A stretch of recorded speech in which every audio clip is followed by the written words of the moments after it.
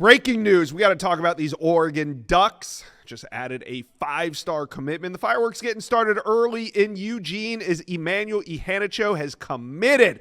The number 2 ranked offensive lineman in America, the number 4 overall prospect. He's a Duck.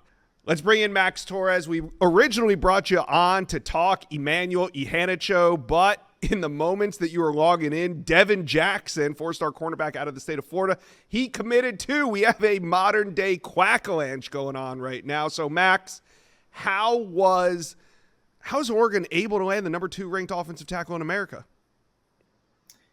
It's a lot about consistency and playing the long game for Oregon, and Ihanicho here with the Ducks landing one of the best linemen in the country. Top uncommitted offensive lineman is uncommitted no more, with Big Manny, as they call him, choosing the Ducks. So this is one that they really did their due diligence on. They got him out to campus as much as they could. They went out to see him in Baltimore to kind of fill in the gaps and I think try to overcome that distance factor. We know that Alik Terry, the offensive line coach out there at Oregon, as well as the law firm, which is Oregon's offensive line coaching staff, they really put in a ton of work in this recruitment. I know they had to win the family over. I know getting his dad on campus for the first time during the official visit was another big part of it. Yeah. And they just kept doing what they do. They were the leader before official visits, and they were the leader coming out of official visits. And then here on Thursday, they land arguably their top remaining target in the 2026 class. And, I know LSU maybe runner-up, a couple other programs mentioned, but I really think this was all the Ducks, and really the runner-up was distance. I think the only thing keeping him from Eugene was maybe if there was a delay on that official visit travel plan, maybe that would have kept him out of there. But, grabbing a player like Manny after missing on Jackson Cantwell, what does this do for Oregon recruiting?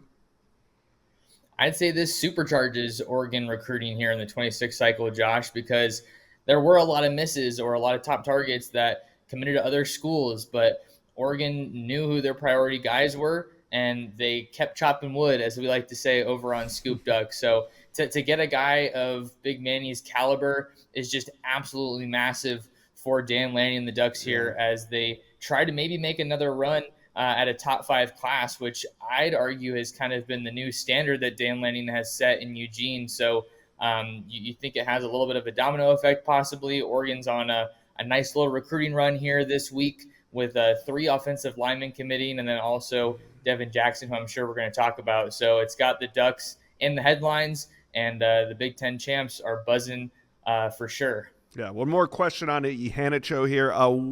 What type of comparison would you make? Is there a player on the roster? Is there a former Duck? We got a lot of Oregon fans maybe tuning in and recruiting for the first time. So what type of player are the Ducks getting here?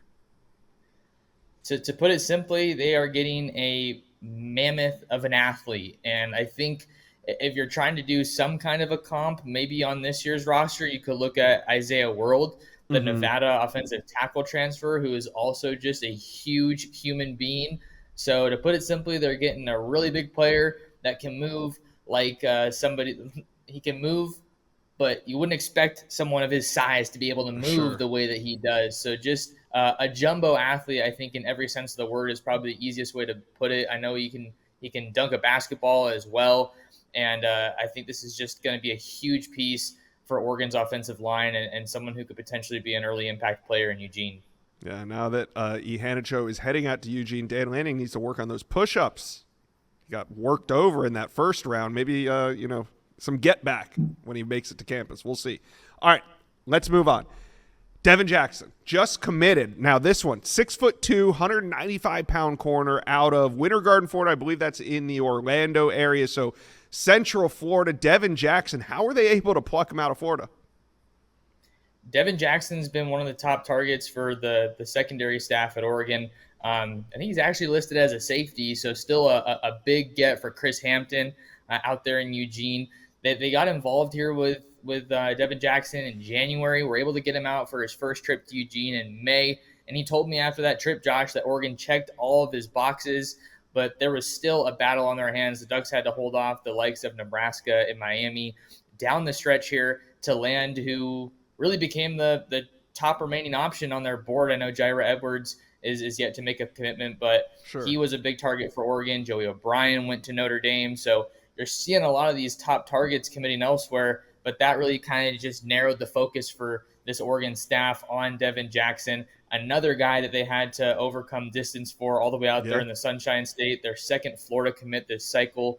I think this is just a tremendous addition, and they have a really good plan for him to contribute in that secondary right along a five-star in Jet Washington. So the recruiting, the caliber of safety recruits coming to Eugene is really unlike anything I've seen in my career covering the Ducks. So it's an exciting time for sure. Yeah, and just, 3 or 4 weeks ago, you and I were on here talking about the ups and downs of recruiting. We were in a little bit of a lull for Oregon recruiting. I mean, this is just how it goes, man. You can't stay hot forever, but the highs and the lows are what make the cycle. Let's scroll back to what you were talking about with the offensive line. 3 pickups on the offensive line this week for Oregon. What's left to fill? Are there any needs up front? Up front on the offensive line, I think they're in a pretty good spot. I could maybe see them wanting to go for another guy if they could. Jax Tanner is the main name that I think would be in the mix there from Meridian, Idaho, Rocky Mountain. He's an interior guy. Also going to be taking a mission trip, though. We've been talking a lot about mission trip recruits lately with Oregon recruiting some LDS players. But I think on the offensive line, I could see them maybe being wrapped up or going for a flip maybe later down the line. But as far as up front, I think you're looking at some potential guys on the defensive side of the ball that the Ducks are still involved with. I think Richie Wesley is one to keep tabs on, even though he committed to Texas. I would think that Oregon wants to stay in the mix there.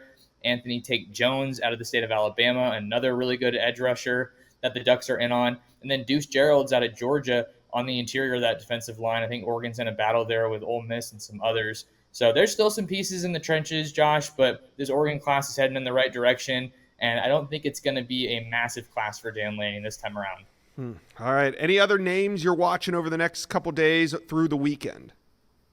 Absolutely. Jalen Lott out of the state of Texas is the biggest name that we're tracking right now.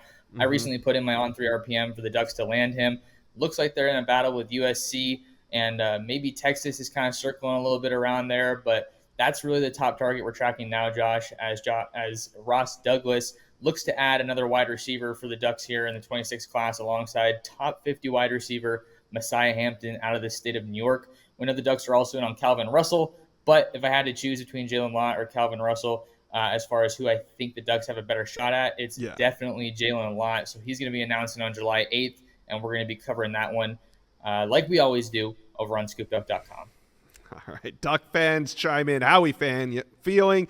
Emmanuel Ihanacho in the boat, 5-star offensive tackle, number 2 rated offensive tackle, number 4 overall, top 5 player in the entire 2026 class, is now a Duck. Let's hear about it. Comment section below.